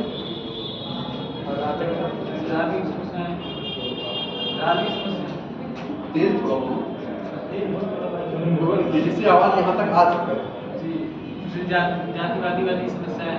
हाँ चल, ये तो सांप्रदायिक रूप ले लेगा, है ना, क्योंकि जहाँ इस प्रकार की बातें होती हैं वहाँ सांप्रदायिकता का थोड़ा धर्म और जात को हम मुद्दे आ जाते हैं, क्योंकि सांप्रदायिक मुद्दे हो जाते हैं। देखिए अब देखिए जो मूल समस्याएं हैं, इतना समय नहीं है कि हम आप लोगों से बहुत ज्यादा पूछें इंटरेक्ट करें। तो मूल समस्या जैसे समस्याएं आप देखेंगे ये पूरे उत्तर प्रदेश के संदर्भ की बात है, मतलब पूरे विस्तृत प्रदेश जो है विस्तृत प्रदेश जो है उत्तर प्रदेश में आपके 75 जिले हैं। तो ऐसी समस्याओं को मुझे दिखा जो हर क्षेत्र में दिखाई, ऐसा नहीं कि केवल क्षेत्र विशेष की समस्या, हमें उन समस्याओं को लेकर चर्चा करनी है, क्योंकि हमने क्या होता है उत्तर प्रदेश की सामाजिक समस्याएं तो क्या क्या हो सकती है। पहली समस्या तो आपकी गरीबी होगी, दूसरी समस्या आपकी बेरोजगारी होगी, तीसरी समस्या आपकी होगी अपराध में वृद्धि होगी, चौथी समस्या होगी नशा में वृद्धि हो गई, पांचवी समस्या टूटते हुए परिवार की समस्या हो गई, है ना, महिलाओं की समस्या हो गई, दहेज प्रथा की समस्या हो गई, बात सुनिए अपराध में वृद्धि की समस्या हो गई। कहने का तात्पर्य ये सारी चीजें क्या हो गई, रूढ़वादी मान्यताएं होगी या परंपराएं होगी, ये सारी चीजें हमारी किसमें सामाजिक समस्याओं में। इन्हीं को तो मैं पूछ रहा था, वो तो मैं इन्हीं कर रहा हूँ, कोई अलग चीजें पूछ रहा हूँ। और ये बताइए ये समस्या क्या किसी क्षेत्र विशेष से संबंधित होगी, हर क्षेत्र में होगी। भाई नशा वृद्धि जो है शराब मदिरा इन सारी चीजों का आप देख रहे हो कि रोड पे आपको मिल जाता होगा, कोई रोड में गांव में कोई ना कोई तो आपको एक आध आदमी मिल ही जाता होगा ऐसा कि आपने देखा होगा कि किस प्रकार अपने उसी गुण में मस्त रहते हैं, और जब पी लेते हैं तो फिर उनके आगे वही अरे नहीं सबसे बड़े दुनिया के कौन है, जब तक उनके ऊपर वो जो है मदिरा का असर होगा तब तक उनसे छोटे ही सब दिखाते हैं। तो कहने का मतलब इसमें नशा वृद्धि में क्या हो रहा है, वृद्धि। पहले क्या था कि पहले कम, लेकिन आज आप देखोगे तो इनमें क्या हो रहा है, इंक्रीजिंग हो रही है, वृद्धि हो रही है। पहले आप देखिए थोड़ा अंकुश था, पहले क्या था संयुक्त परिवार की परंपरा, लेकिन आज आप देख रहे हो एकल परिवार की परंपरा हो रही है, सिंगल कॉन्सेप्ट डेवलप हो गया। आप देख रहे हो क्योंकि सभी लोग परिवार के जुड़ूं से हैं, सभी के माता पिता है, दादा दादी होंगे और चाचा चाची होंगे, सभी लोगों के यहाँ होंगे। तो कहने का तात्पर्य है कि पहले क्या होता था, एक संयुक्त परिवार होता था, बड़ा परिवार होता था, लेकिन आज क्या है, आज सिंगल फैमिली का कॉन्सेप्ट बहुत तेजी से, और ये आज से ही नहीं डेवलप हुआ है। खासकर जब ग्लोबलाइजेशन सिस्टम आया हमारा 1991 में, आपका वैश्वीकरण, उदारीकरण, निजीकरण, उस समय से इन सारी प्रक्रियाओं में क्या हो गया, वृद्धि। ऐसा नहीं कि एक दिन में हुआ। आज क्या हो रहा है, हल्का सा हुआ वृद्धि, चलो भाई साल चल देते हैं। अरे देख लो क्या वो माता पिता गाँव में पढ़े अपना किसी प्रकार से करेंगे नहीं, उस बेटे बहू को ज्यादा चाहते हो, बेटा हो तेरा। तो कहने का तात्पर्य ये हमारे समाज की विसंगतियां, हमारे समाज की बुराइयां हैं, हमारी समाज की समस्याएं हैं, और ये समस्या क्या हो रही है, इंक्रीज। ऐसा नहीं कि इसमें केवल जो है पुरुषों का योगदान है, महिलाओं का योगदान नहीं, दोनों का। और जीवन क्या होता है, एक ही गाड़ी के दो चक्के होते हैं, एक ही जीवन के क्या होते हैं, एक ही गाड़ी के दो चक्के होते हैं, एक अगला चक्का होता है, पिछला चक्का होता है। वो बिना दोनों के जो है क्या होगा, गाड़ी आगे नहीं चल पाएगी। तो आवश्यकताएं भी है, और जीवन का संचालन करने के लिए समाज के निर्माण करने की क्या जरूरत है। तो अगर समाज है तो समस्याएं भी क्या होंगी, समाज में ही तो पैदा होंगी, कहीं बाहर होगी। आज अपराध में आप देख रहे हो कि वृद्धि क्या हो रही है, बहुत तेजी से बढ़ रहा है। पहले क्या था, पहले ऐसा नहीं था। अब लोग क्या कर रहे हैं कि हल्का सा गुस्सा हुआ, लड़ाई झगड़ा हुआ, सीधे क्या करो, आपने अगर है तो गोली मार देंगे। बाद में ये सोचेंगे कि हमसे गलती हो गई। उसमें चार लोग क्या होंगे, आपको चढ़ा देंगे, अरे आपको ऐसा इन्होंने गिर दिया, आप थोड़ा होता था, आपका जो है क्या हो गया, और विवेक आपका क्या हो गया, उस प्रकार के आपकी बॉडी में हार्मोन सिक्रेशन क्या हो गए। आप साइंस पढ़ते हैं ना, तो कहने का तात्पर्य क्या है कि हार्मोन टॉपिक भी होता है, तो उसको आप पढ़ते हैं जानते हो। तो उस प्रकार के जब हार्मोन सिक्रेशन बढ़ जाएगा बॉडी में, तो आपका क्या होगा, टेम्परामेंट क्या हो जाएगा, हाई हो जाएगा, तो विवेक क्या हो जाएगा, और आप वहां क्या करो, गलत कदम। आपको यही चीजें आपके इमोशनली इंटेलिजेंस बढ़ाएगा, संवेगात्मक बुद्धि, भावनात्मक। जब आपका इस चीज का पेपर होगा तो वहां इस टॉपिक पे चर्चा करेंगे कि कितनी प्रकार की जो है संवेदनाएं होती है, कितनी प्रकार की भावनाएं होती है, उसमें क्या क्या एस्पेक्ट आते हैं, उसमें भी ये चर्चा आपको देखने को मिलेगी। तो ये देख रहे हैं कि हर चीज, और रूढ़वादी मान्यताएं, रूढ़वादी मानते हैं। अब रूढ़वादी जब आप कहीं बात आ गई तो इसका मतलब कहीं ना कहीं इसमें धर्म का क्षेत्र है, क्या होगा, निश्चित रूप से इन बातों। और मैंने उस दिन भी बताया था कि धर्म सुधार आंदोलन जो था वो धर्म सुधार नहीं, सामाजिक सुधार आंदोलन होने से पहले धार्मिक सुधार जरूरत है। जब तक धर्म के क्षेत्र में नहीं सुधार होगा तब तक सामाजिक सुधार संभव नहीं, क्योंकि इन दोनों, जब मैंने रेनेसा आपको बताया था कि रेनेसा, उस समय आपको रेनेसा पढ़ाया गया होगा, पुनर्जागरण काल पढ़ाया गया होगा, एनलाइटमेंट पढ़ाया गया होगा, बोधन काल पढ़ाया गया होगा, और फिर आपको आधुनिक काल में 16वीं शताब्दी का सामाजिक धार्मिक आंदोलन, वो भी हमारे भारत का रिनेसा है, पुनर्जागरण है। तो उस समय इन सारी चीजों की चर्चा वहां भी की गई। तो जब मूलवादी मान्यता है तो क्या हुआ, जातिवाद का बंधन होगा, धर्म का बंधन होगा, क्या होगा, इस प्रकार के परिणाम होने चाहिए, इस प्रकार का खान पान होना चाहिए, इस प्रकार का बाहर जाना आना चाहिए। तो ये सब क्या है, सती प्रथा की प्रक्रिया है, बाल हत्या की प्रथा है, भ्रूण हत्या की प्रथा है, विसंगतियां, समझ में बुराइयां। तो ये सारी चीजें क्या हो रही है, एक बड़ा रूप लेते हैं, और यही हमारे समाज में क्या हो रही है, दिखाई पड़ रही। गरीबी भी है, किसी के पास है तो बहुत रिच है, किसी के पास है तो 2 टाइम की रोटी नहीं है। अब क्या हो रहा है कि रोजगार की कमी हो रही है, रोजगार नहीं, बेरोजगारी है। तो बेरोजगारी होगा, अगर युवा किसी देश का बेरोजगार होगा, उसे अगर आपने रचनात्मक कार्यों में नहीं लगाएंगे तो किस कार्य में लगाएगा, विध्वंसात्मक कार्य में। अगर जो है अपने देश, किसी भी समाज या देश की अगर युवा पीढ़ी को रचनात्मक कार्यों में नहीं लगाया गया तो क्या होगा, गलत कार्यों में इन्वॉल्व होगा। टेररिज्म है, नक्सलवाद है, अन्य सारी समस्याओं में आप आजकल देख रहे होंगे बहुत पढ़े लिखे व्यक्ति टेररिस्ट। ऐसा नहीं कि कोई जो है उसमें, ऐसा नहीं कि एडवोकेट नहीं है, वो भी है, लेकिन आप देख रहे हो बहुत बड़े इंजीनियर, बहुत योग्य क्वालिफाइड व्यक्ति है। क्यों हो रहा है, इस बेरोजगारी, और ये भौतिकतावादी जो है कि चाहिए मुझे भी सब। आदमी इस जो है चाक चौक की दुनिया में जो है क्या कर रहा है, हर कोई चीजों को प्राप्त करना चाह रहा है, लेकिन रिसोर्सेज आपके पास नहीं है, संसाधन नहीं है। तो संसाधन नहीं है तो आप चाह रहे हो कि सारी चीजें क्या है, अगर बगल में आप फॉर्च्यूनर से चला तो मुझे फॉर्च्यूनर से चलते हैं, अरे भाई उसकी क्षमता है, उसकी कैपेसिटी है, आपकी कैपेसिटी नहीं है। तो जब नहीं है तो आप तो ऐसी आकांक्षाएं पाते हैं। देखिए, महत्वाकांक्षी होना ठीक है, लेकिन अति महत्वाकांक्षी होना नहीं सही है। ये आपके विनाश का कारण या किसी के विनाश का कारण। तो महत्वाकांक्षी हुई है, अच्छी बात, लेकिन अति महत्वाकांक्षी न हो। तो आपने देखा होगा कि सती प्रथा का कैसे जो है वो पूर्ण हुआ 1829 में, है ना। फिर आपने देखा कि दहेज प्रथा का कैसे, दहेज प्रथा पे तो आज भी दिक्कतें समस्याएं चल रही हमारे समाज में, संगतियां आज भी ये बुराइयां हैं, लेकिन फिर भी कुछ हद तक जो है कमी भी देखी जा रही है कि जो पढ़ा लिखा समाज है उसमें कुछ हद तक लोग इसको जो है क्या कर रहे हैं, बाइकआउट नहीं कर रहे हैं। तो कहीं ना कहीं ये सारी चीजें पैरेलल चल रही है, ये सारी चीजें पैरेलल। किसी का पेट ज्यादा है तो किसी का पेट तराजू में जो पढ़ ले तो मानी, और ये पढ़ रहा किसी का भारी पढ़ रहा है तो वो पढ़ रहा छूट जा रहा है, और किसी पढ़ रहा नहीं पढ़ रहा। तो समाज में जो है अगर हमारे हाथ की 5 उंगलियां बराबर नहीं है तो समाज की जो तत्व है क्या वो बराबर होंगे?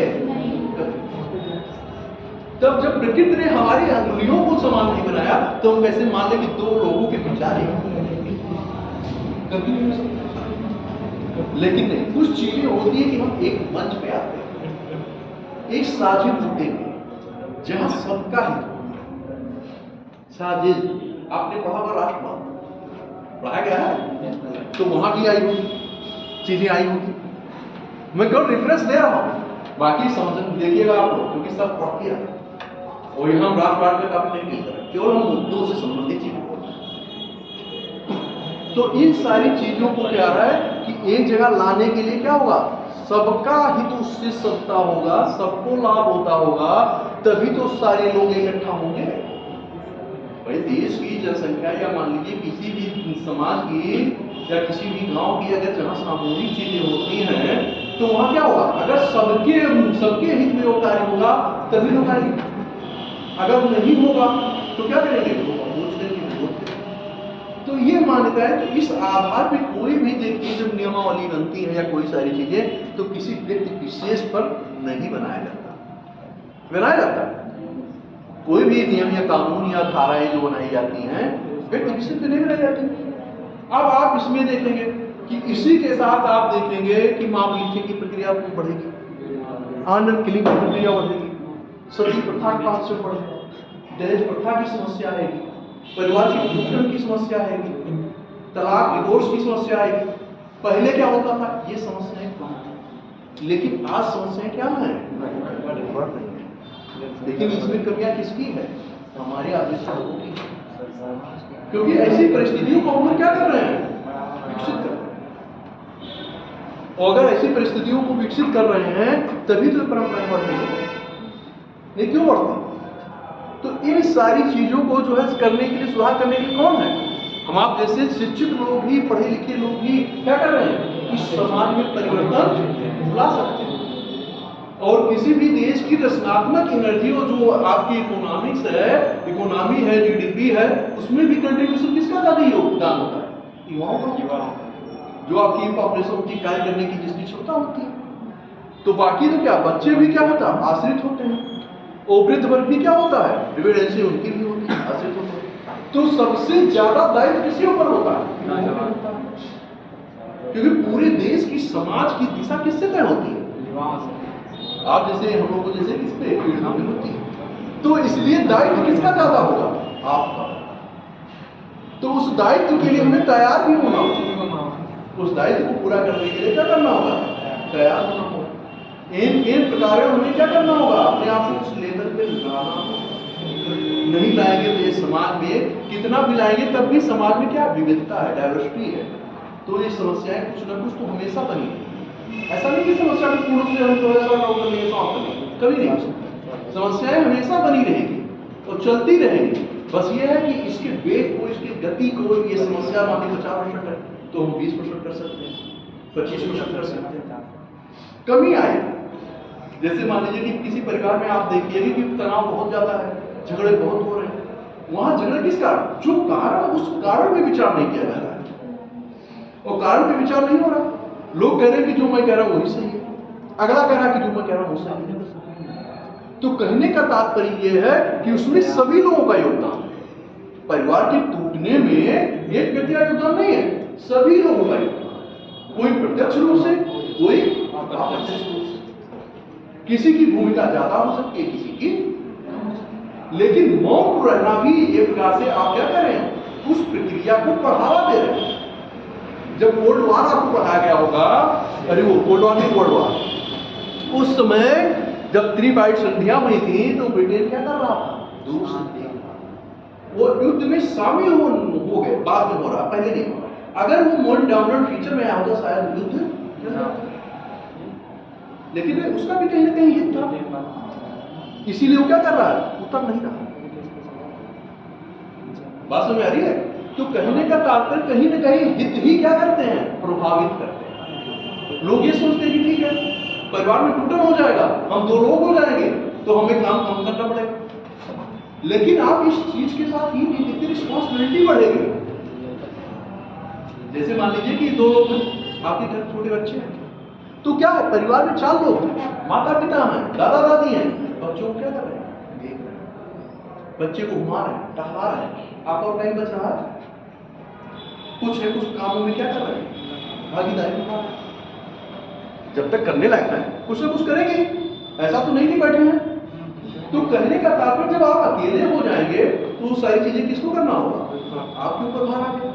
जब आप बाहर आओगे तो आपके क्या हो जाएंगे, खर्चे बढ़ जाएंगे। आपके खर्चे जैसे घर पे हो तो आपका क्या है, रूम रेंट नहीं लग रहा है, लेकिन जब आप सिटी में आओगे तो आप रूम किराए पे लोग तुरंत पहुंचते मकान बना नहीं पाओगे। अगर मान लीजिए बनाने की क्षमता भी है तब भी आपको टाइम लगेगा। साल भर मान लीजिए मैक्सिमम 6 महीने, साल, तो साल भर भी तो आपको जो है वहां को अपने आपको क्या करना है, सर्वाइव करना। कैसे करोगे? तो समस्या क्या है, ऐसा नहीं कि समस्या खत्म हो गई, वहां दूसरी प्रकार की समस्या आ गई। तो धीरे धीरे इन चीजों को क्या करना हो, समझना होगा। और ऐसा नहीं कि ये एक व्यक्ति समझेगा, सबको समझना होगा। और समस्याओं को किस प्रकार से, लड़ाई और झगड़े से किसी भी समस्या का निदान नहीं होता। इस समस्या का निदान क्या होगा, डायलॉग, बातचीत के माध्यम से समस्याओं को क्या किया जाए, सुलझाया जा सकता। जैसे क्या होता है कि कहा जाता है आतंकवाद को, नक्सलवाद को, क्या आप ये बताइए कि शक्ति के बल पर नक्सलवाद या आतंकवाद को खत्म किया जा सकता है? कभी नहीं। अगर ये कोई कह रहा है या कोई देश ये कहता है या कोई भी शिष्य इस चीज को कहता है तो ये बिल्कुल गलत है, कभी नहीं हो सकता। जैसे आप ये कहिए कि हम बुलेट के जो है गोली के दम पर किसी क्षेत्र में नियंत्रण स्थापित करके क्या कर पाएंगे? उनको कैसे कर पाएंगे? समाज के विकास की मुख्य धारा से जोड़ेंगे। किस प्रकार करेंगे? शिक्षा का स्तर बढ़ाएंगे, स्वास्थ्य व्यवस्था बढ़ाएंगे, रोजगार प्रदान करेंगे। जब कोई व्यक्ति जो है बेरोजगार बैठा है, डिफेक्टिव कार्यों में लगा है, उसके साथ बैठ के संवाद स्थापित किया जाए। कोई व्यक्ति अपनी खुशी से आपराधिक कार्य को करने के लिए आगे नहीं बढ़ता। कोई न कोई ऐसी मजबूरी होती है कि जो उसको अपराध करने के लिए मजबूर कर देती है। अगर उस चीज की भरपाई उसकी हो रही है, अगर उसको खाने पीने की उसकी मूलभूत आवश्यकताएं पूरी हो रही है, तो अपराध क्यों करें? उसके जीने के लिए नियमित रूप से कुछ रोजगार प्रदान कर दिया जाए। ठीक है, आप 1 लाख 2 लाख की मत करिए, 15-20 लाख की उसकी मूलभूत आवश्यकताएं जो है मिनिमम रिक्वायर क्या हो सके, पूरी हो सके। अगर इस रूप में हम परिवर्तन कर ले जाते हैं तो क्या हो जाएगा, अपराध की गति जो है, अपराध का वेग जो है और लोगों की संख्या जो बढ़े, क्या हुआ, कमी आएगी। लेकिन कैसे आएगा? जब हम इस कार्यों को इस रूप में सभी तक पहुंचाने का क्या करेंगे, प्रयास करेंगे। लेकिन ये कार्य कौन करेगा? सरकार के स्तर पर, क्योंकि हम आप जैसे लोग कर नहीं पाएंगे।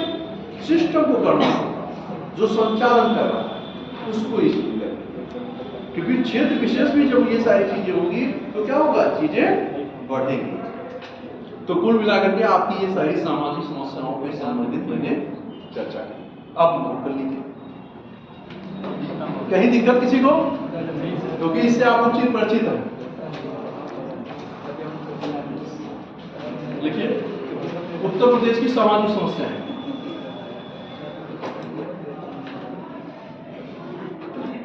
टाइम ज्यादा नहीं दे रहा है, चलिए अच्छा कारण लिखिए।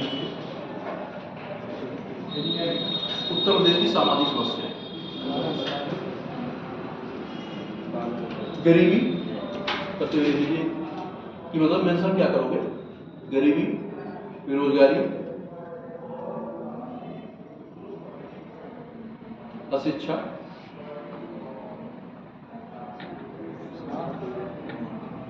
टूटते परिवार,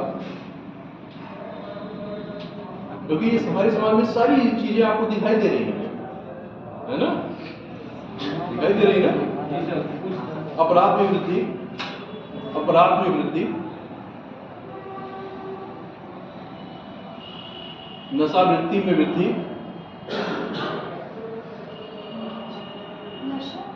वृत्ति में वृद्धि,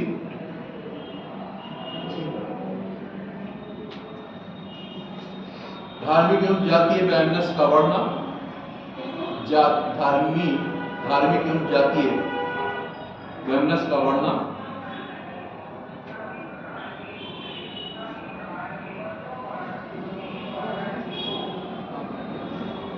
रूढ़वादी मान्यताएं, रूढ़िवादी मान्यताएं, महिला उत्पीड़न, महिला उत्पीड़न,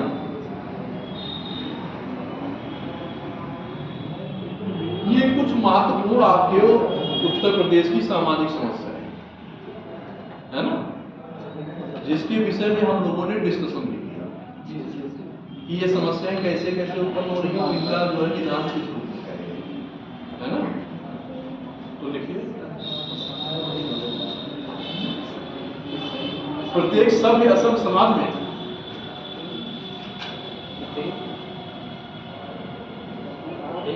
प्रत्येक सभ्य असभ्य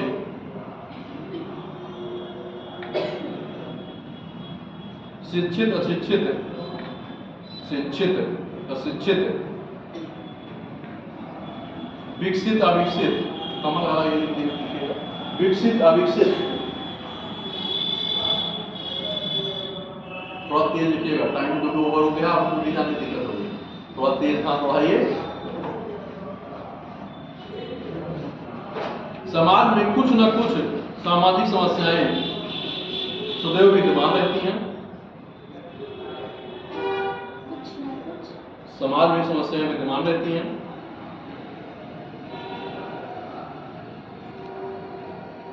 ये समस्याएं सामाजिक विघटन का कारण बनती हैं, ये समस्याएं सामाजिक विघटन का कारण बनती हैं।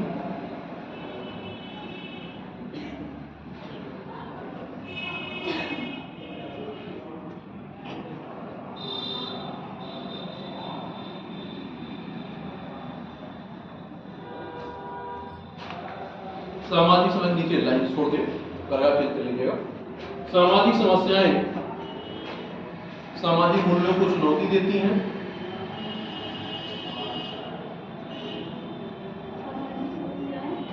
सामाजिक मूल्यों को चुनौती देती हैं, जिससे समाज दबाव एवं तनाव महसूस करता है, जिससे समाज दबाव एवं तनाव महसूस करता है।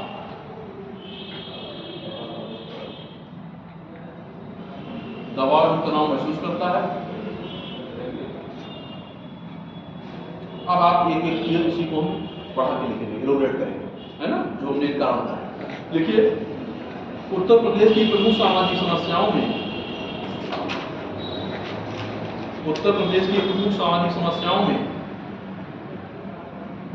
गरीबी एवं बेरोजगारी है, गरीबी एवं बेरोजगारी है।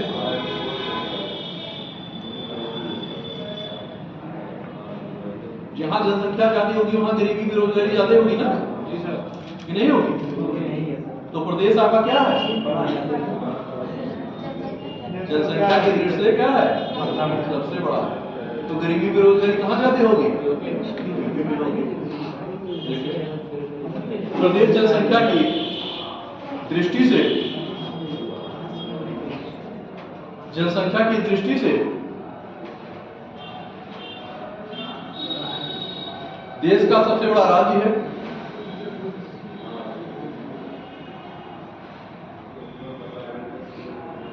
प्रदेश की एक बड़ी जनसंख्या, प्रदेश की एक बड़ी जनसंख्या एक बड़ी जनसंख्या, न्यूनतम आवश्यकता। अब न्यूनतम आवश्यकताएं क्या क्या होती हैं? रोटी कपड़ा मकान, स्वास्थ्य हो गया, शिक्षा हो गई। न्यूनतम आवश्यकताओं से वंचित है या उचित मानक को प्राप्त नहीं कर पा रही है।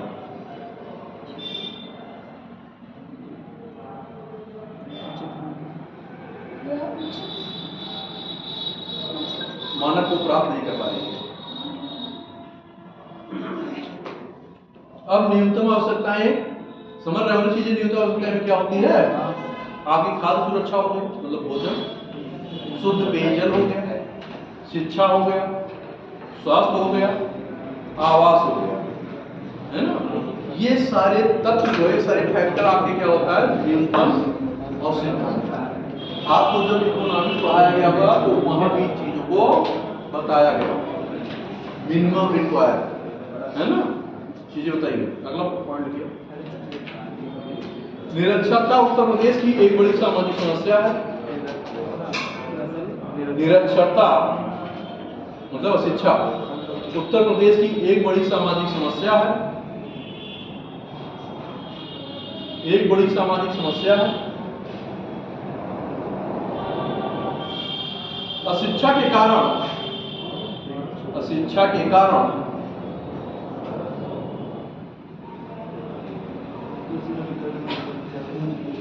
लोगों में विविध कार्यों, अशिक्षा के कारण लोगों में विविध कार्यों एवं अधिकारों के प्रति अज्ञानता है।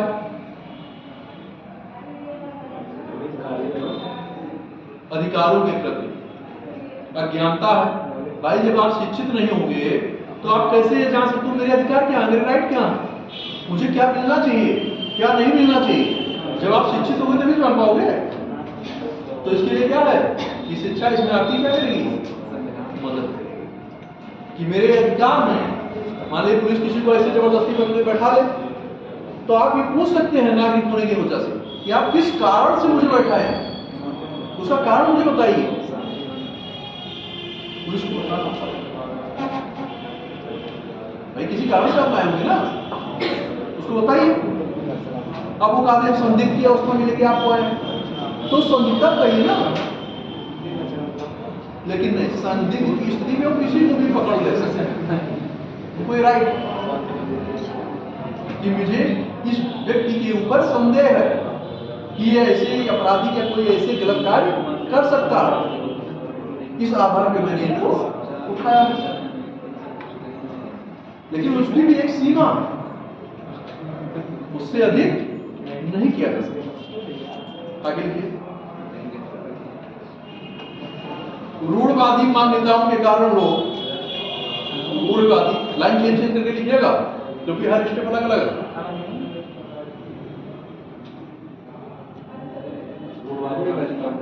रूढ़वादी मान्यताओं के कारण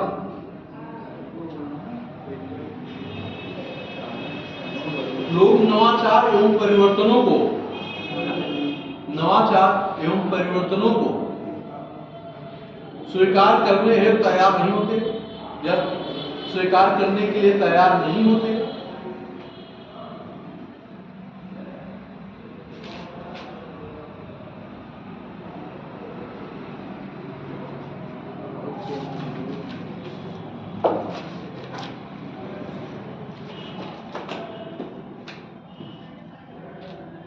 धार्मिक सांप्रदायिकता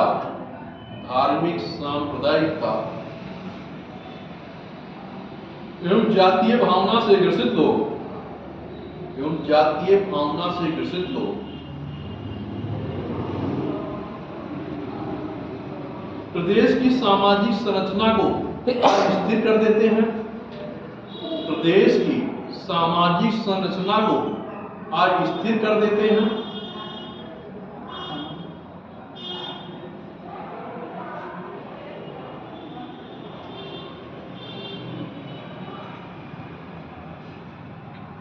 प्रदेश में मॉब लिंचिंग की समस्या बढ़ती जा रही है। मॉब लिंचिंग माप लीचिंग की समस्या बढ़ती जा रही है। समस्या बढ़ती जा रही है। अगले स्टेप में, प्रदेश में संयुक्त परिवार की प्रथा बहुत तेजी से विकसित हो रही है। अभी तक जो ज्वाइंट फैमिली का मैंने कहा था, अब क्या हो रही है? एकल फैमिली का कंसेप्ट क्या हो रहा है? सिंगल फैमिली का कंसेप्ट डेवलप हो रहा है। संयुक्त परिवार की प्रथा बहुत तेजी से विकसित हो रही है। ये सारी चीजें आप बहुत अच्छी तरह से देख रहे होंगे अपने अगल बगल में, अपने गांव में भी देख रहे होंगे, शहर में है तो शहर में भी देख रहे होंगे। देख रहे हैं ना कि नहीं दिखाई पड़ रहा? बहुत अच्छी तरह से जानते हैं सब लोग, इसे बताने की बहुत ज्यादा जरूरत नहीं। आगे लिखिए। प्रदेश में आपराधिक गतिविधियां, प्रदेश में आपराधिक गतिविधियों में लगातार वृद्धि देखी जा रही है। प्रदेश में आपराधिक गतिविधियों में लगातार वृद्धि देखी जा रही है। मतलब अपराध क्या हो रहा है? दिन प्रतिदिन बढ़ रहा है, इंक्रीज हो रहा है।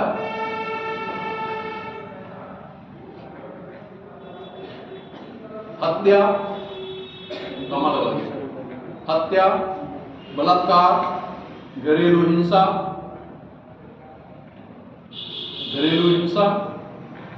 बाल अपराध की घटनाएं तथा बाहुबलियों द्वारा संरक्षण प्राप्त अपराध में वृद्धि हुई है। बाहुबलियों द्वारा संरक्षण प्राप्त अपराध में वृद्धि हुई है। जैसे आप देखते होंगे कुछ लोग क्षेत्र में क्या होता है, महाधीश होते हैं, बाहुबली होते हैं, तो क्या होता है, ठीक है जाओ ये कर दो, तो लोग क्या करते हैं, उनके नाम पे या उनके बल पर क्या करते हैं, ऐसे कार्यों को अंजाम देते हैं कि ठीक है जाओ कराओ मैं देख लूंगा। तो इससे अपराध में वृद्धि होगी या घटाव होगा, कमी आएगी? अराजकता में क्या होगा?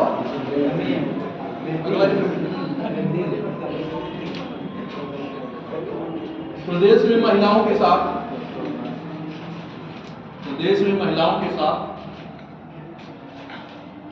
उत्पीड़न की घटनाएं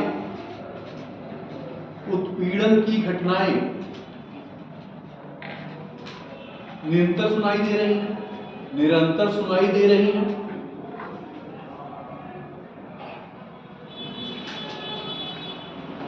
निरंतर सुनाई दे रही हैं। दहेज प्रथा का विस्तार, तलाक में वृद्धि, जिसे आप डिवोर्स कहते हो इंग्लिश में, है ना, कि डिवोर्सी है, तलाकशुदा है, या तलाक की फाइल क्या है, पड़ी हुई है, मुकदमे चल रहे हैं। ऑनर किलिंग सुना होगा, बहुत सुनते होंगे पेपर, उस समय बहुत पढ़ते होंगे ऑनर किलिंग। तथा शारीरिक शोषण, पहले लिखते चलिए, शारीरिक शोषण लगातार बढ़ रहा है।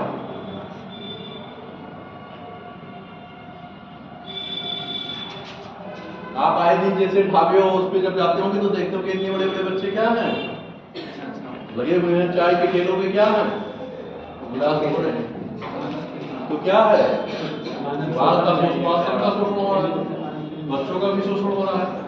ऐसा नहीं कि दो लड़कों का, लड़कियों का भी शोषण हो रहा है। तो कहने का तात्पर्य है कि अन्य रूप में भी सारी चीज क्या हो रहा है, चीजें बढ़ रही हैं। अगला स्टेप देखिए। प्रदेश में नशा वृत्ति, प्रदेश में नशा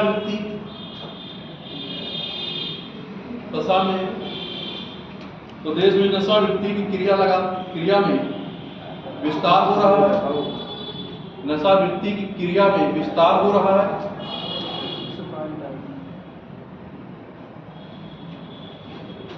नशाखोरी की लत के कारण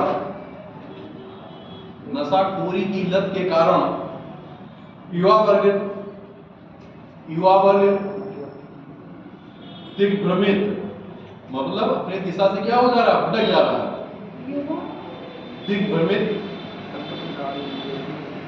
एवं अवसाद और कुंठा का शिकार हो रहे हैं। अब आप देखिए कि जैसे मान लीजिए कोई युवा वर्ग है, युवा है, कोई लड़का है या कोई लड़की है, आप देखेंगे कि घर की समस्याएं बहुत जटिल हैं और उसके पास आय के साधन नहीं है और वो योग्य भी है कि उसको आय के साधन मिलने भी चाहिए, लेकिन उसको क्या है, नहीं मिल पा रहा है। तो बेचारा क्या होता है, इसी जो है अपने अवसाद को, अपने पीड़ा को क्या कर रहा है, नशा में जो है क्या करता है, घूमने लगता है और धीरे धीरे अपराध में क्या हो जाता है। इसी प्रकार जब नशा घूमेगा फिर धीरे धीरे अपराध की सीढ़ी में क्या करेगा, बढ़ जाएगा, चढ़ जाएगा, कुंठित भी रहेगा। तो ये सारी चीजें कहां से आएंगी, वहीं से डेवलप होगी। बात समझ में आ रही है? देखिए आगे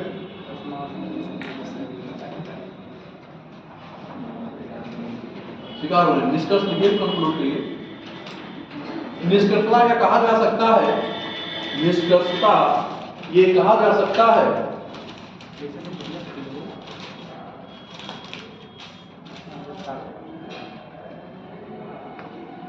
कि प्रदेश में व्याप्त विविध सामाजिक समस्याएं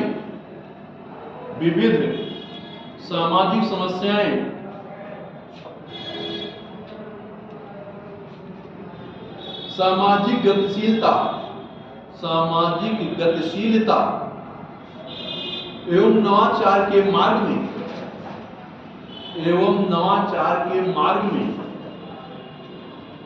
रुकावट उत्पन्न कर रही है या बाधा उत्पन्न कर रही है।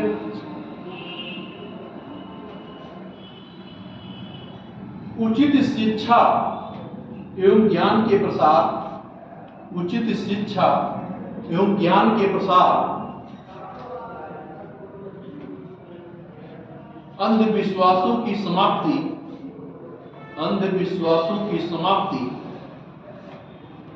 तथा आय में वृद्धि के द्वारा लोगों के जीवन स्तर में सुधार लाया जा सकता है। जब इनकम होगी, आय बढ़ेगी तो क्या होगा, लाइफ स्टैंडर्ड क्या होगा, बढ़ेगा, में वृद्धि होगी या जीवन स्तर में सुधार लाया जा सकता है। जब आपकी इनकम बढ़ेगी तो आपकी एक्टिविटीज क्या हो जाएंगी, बढ़ जाएंगी। पहले खाने में कहता था दाल रोटी नहीं है, अब क्या हो रहा है, दाल रोटी सब्जी सब बना रहे हैं, सलाद भी हो रही है। लेकिन पहले क्या था, किसी प्रकार पेट भरा जाता था।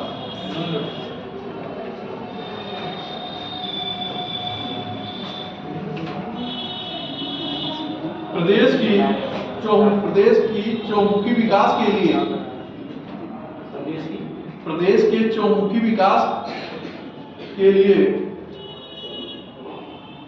की चौमुखी विकास के लिए इन समस्याओं का निराकरण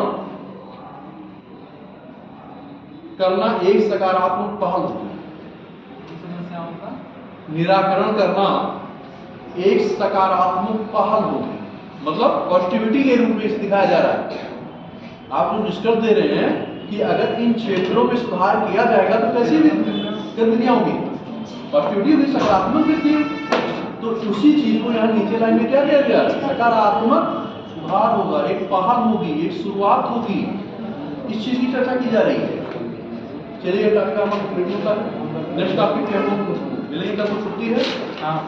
नेक्स्ट टॉपिक पे हम मिलेंगे। कोई समस्या होगी किसी को,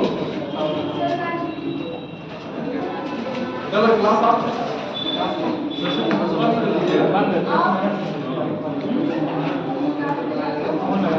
जो भी गुरु नानक की जयंती है